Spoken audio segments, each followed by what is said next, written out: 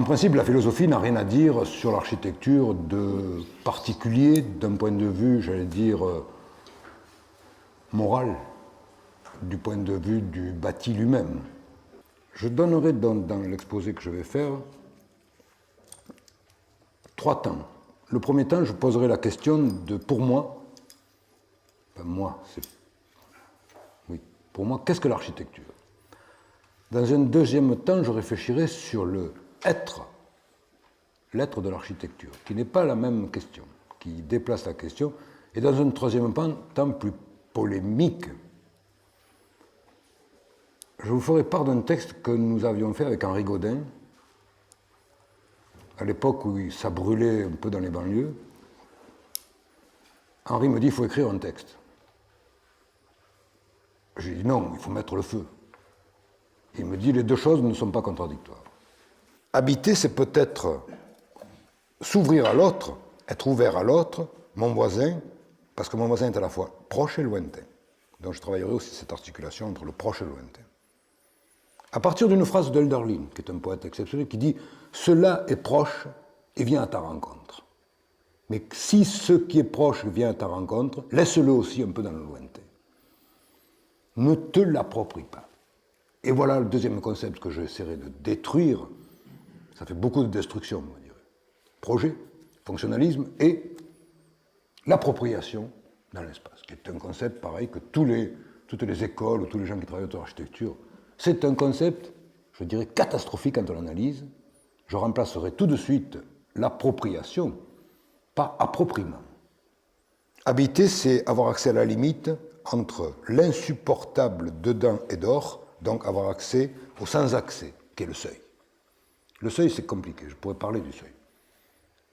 Quand on marche dans ces rues, ici, les gens n'ont pas travaillé le seuil, mais n'empêche que ça a marché. J'avais compté sur une petite place à Clermont-Ferrand, petite place comme la petite place qui est là-haut, là, je ne sais pas comment elle s'appelle, il y avait un arbre au centre, pareil, une place à peu près comme celle qui est là. Entre l'arbre et les maisons, il y avait, tenez-vous bien, j'avais fait une remarque préalable, il y avait 42 limites de dénivellation sur 50 mètres. C'est-à-dire qu'en permanence, les stries, les flux, les petites différences, les articulations minuscules, les écarts, jouaient dans l'espace pour le déshomogénéiser, c'est-à-dire pour faire de l'un du multiple. Et qu'on se dit, mais bonsoir, c'est ça. Là, nous sommes rentrés dans un espace du lisse.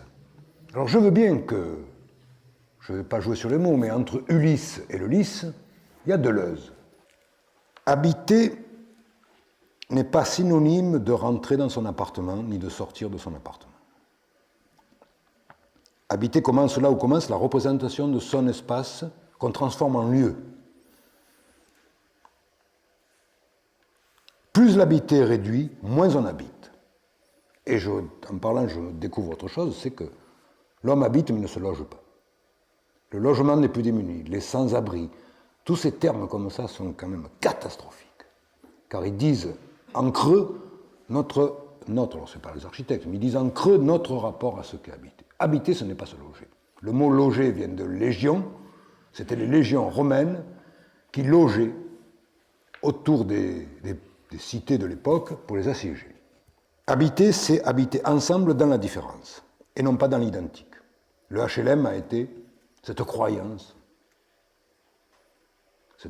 en forme de diktat, que tout le monde pouvait habiter un F2, un F3, un F4, identique, parce que les gens étaient identiques.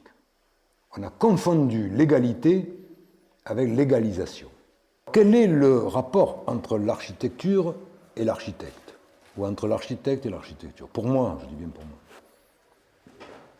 Il faut trouver du sens en le faisant.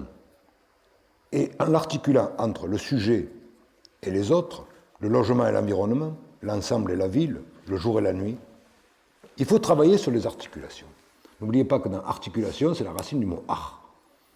L'art, c'est l'art des articulations. Et que la phrase la plus importante qu'on devrait écrire en gros sur certaines constructions, c'est celle de Héraclite, nous sommes en 700 avant Jésus-Christ, qui dit « Une articulation qui ne se voit pas est de plus haut règne que celle qui se voit ». L'être humain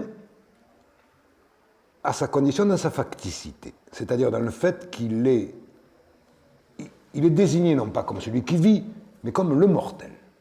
Nous désignons les humains par les mortels, c'est-à-dire par ce qui va leur arriver à tous d'une manière irrévocable.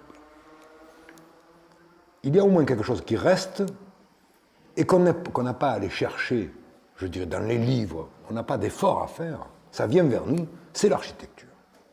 J'entends par architecture non pas le concept, hein, les bâtiments, les rues, les places, tout ce qui fait ville, cité, campagne, peu importe. L'architecture, c'est quelque chose qui va nouer les 4 ou 5 préfixes du mot « venir », car l'architecture vient vers nous. Nous sortons, elle vient vers nous. Elle nous tombe dessus. Alors que le reste, il faut aller le chercher. On n'est pas obligé de lire, on n'est pas obligé d'aller au cinéma, on est obligé nécessairement de côtoyer dans sa vie toute forme d'architecture.